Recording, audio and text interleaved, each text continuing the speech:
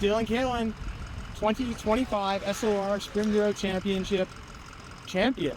Yeah, it was a really good season. I would say I surprised myself a little bit, but overall, man, I had more fun racing my dirt bike at these 5 rounds than I have had in so long. So big shout out to the S.O.R guys and everybody, Courtney, Jared, and everyone else who helps out on putting this series on, and all the people for letting us come and race their land. It's been great, and I was really happy with how it went this season. We were just kind of briefly talking there. I had 5 crashes total all season long, mostly at the first 2 rounds, and round 3 through 5 I haven't had any crashes. So it's been a really good season. I'm healthy, I'm happy, and we're ready to keep doing some more off-road and doing something brand new, right? Absolutely. I mean, how and if you just think about like over here, like how rejuvenating that is, like how refreshing. Absolutely. Like we kind of touched on, right? When I broke my leg, I needed a change of pace, and this is exactly what I needed. And it's great for me. Like this round's only an hour and a half from the house, so to be able to race locally in Alberta with amazing competition, Tristan showing up, Owen being out here at every single round in Boston, I think the series is just going to continue to grow, and I'm really excited to get involved and be around it at this stage and see where it goes from here. Yeah, I mean, it's been exceptional seeing you show up and, you know, joke and not joke about it. Like, you showed up at round 1, test 1, won it. It was like, I didn't know who you were, and it was like, the setup is like, I'm just broken news, this guy. But you just kept showing up and showing out. You know, I meant to do this before I came here and like count up like test wins versus non-wins. Yep. And okay, today's an operation T-Hart. Yeah. How to do T-Hart things, like he's the man. Guy crushed it. Yeah. Really well. Again, like so good for progression, but yeah, overall, like you won the vast majority of the tests you raced. Again, with today is the outlier. Yeah. Right. So. And I think that really says something. It's been a theme of this year with the moto guys starting to do the crossover. And seeing it again at Golfer Dunes, Quinn Amy at 4th at FMSQ, Kaylee Kerr taking the win, Blake Davies in 10th, setting the fastest last lap, and the second fastest second last lap. You know, and I just think it goes to show, like, we can talk about speed and, you know, execution and all those things that you guys from moto are bringing to the sport and pushing the sport forward. And I hope we see more of it. And on the flip side, we see more of the off-road guys going and make something. Yes, absolutely. And I think they're really seeing it when the moto guys come in and we're instantly on this level. There's like at motocross, you have to be so aware of your line choice and your body positioning and your bike setup. To be elite on that level, you can kind of take a guy from motocross and put him into anything and you'll be able to figure it out. And it really shows with the guys who are technically sound. So obviously Taryn's a really good technical rider, and me with my coaching background has really helped me be able to come in. And I definitely learned a lot from Stu Baylor when I was down at his facility there for a year. Like that was, you know, I learned a ton from those GNCC guys. This is going to be the first Stu Baylor shout out at Canadian Sprint Enduro. Yeah, absolutely. Be sick. We should get him up here when he's done with his retirement and he can come up and do some hunting and do some racing. It'd be a good time. Hey, it's summer break. Let's get going. Absolutely. So for you, yeah, what were the standouts for you over the 5 rounds of the S.O.R Championship? Standouts would have been, I want to say round 2 was the biggest learning curve for me. Like I really, at that race when I threw away the win with 2 tests to go, that I really learned a lot that day on how to mentally prepare myself and how to mentally go about racing this format. And then working with Owen, we've gotten to be really close and he's really helped me with some bike setup stuff. So I've really kind of learned the craft. Obviously there's a ton more to digest and take in. But round 2 was a really big standout round.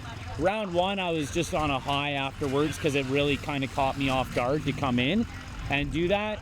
Riverside round 3 was good. The jumps were pretty gnarly for off-road bikes, like no questions asked. But other than that, the enduro test was really good there. Revers was super fun. And today, again, like the cross test was quite a bit tighter. Like the cross test here was almost similar to our enduro test at Brooks and some of the other spots.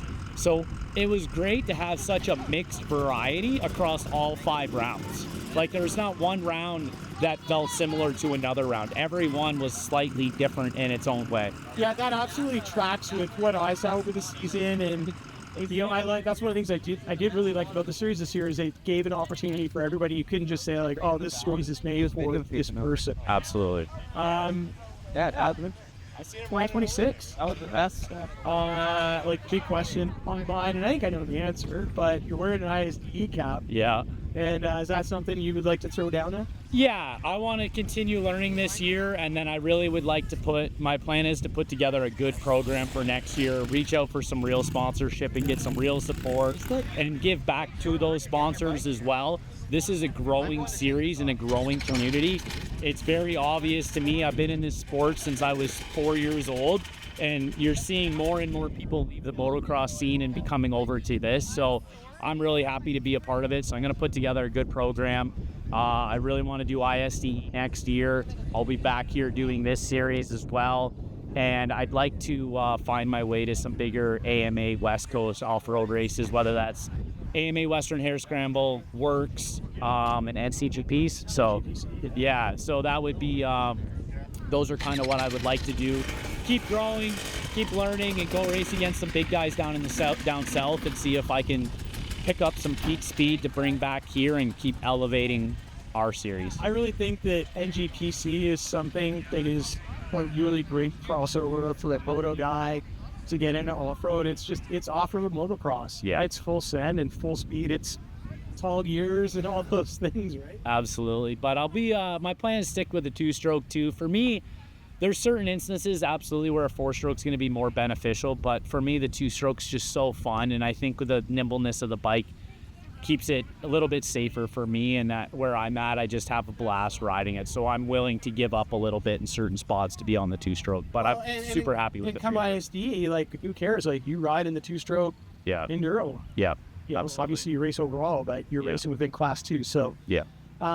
man, it's been a pleasure watching you, and you know, even though you've been really dominant in this series, watching you progress in the off-road has been just nuts and really enjoyable. It's been something to watch, and that's been really good. Thank you. I'm excited to see where it goes, and it's been a lot of help from everybody else kind of around me. Like, the community here at this race is really great, so it's awesome to have that together, and just keep growing, keep learning, and just keep trying to get a little bit better at this and shave off tenths here and there, and just get a little bit more consistent with my riding. And big thing is just going to be off bike fitness. I didn't train at all coming in this year because I just really wanted to have fun, and now I'm kind of fired up about it. So I guess you could see that dog in me is a little bit more willing to get up and go to the gym and stuff like that. So I'll do a good training block with my trainer from RPM, Harrison, this winter, and I'll be a lot more prepared coming into next season. One thing I forgot to ask you about, Corduroy Enduro, is that in the plans? Yeah, I am registered and signed up, but one thing I did learn at FMSQ is it's very important to have a proper bike if you're going to show up and be competitive. Yeah. So for me to be dishing the money out of my own pocket to go do something like that, I want to make sure that I have my bike there. So got to get in contact with some people and see what we can get lined up and see if we can get the old 300 out to the East Coast for the court. Right on. Who do you want to thank? Definitely like to thank Riverside Motorsports. They've been a huge help for me this season. They're a great dealership out of north side of Edmonton, and they've been in the racing and moto community forever. I've been riding for Riverside basically since 2014, so big shout out to Griffin, Danny, and all the parts guys and everybody there.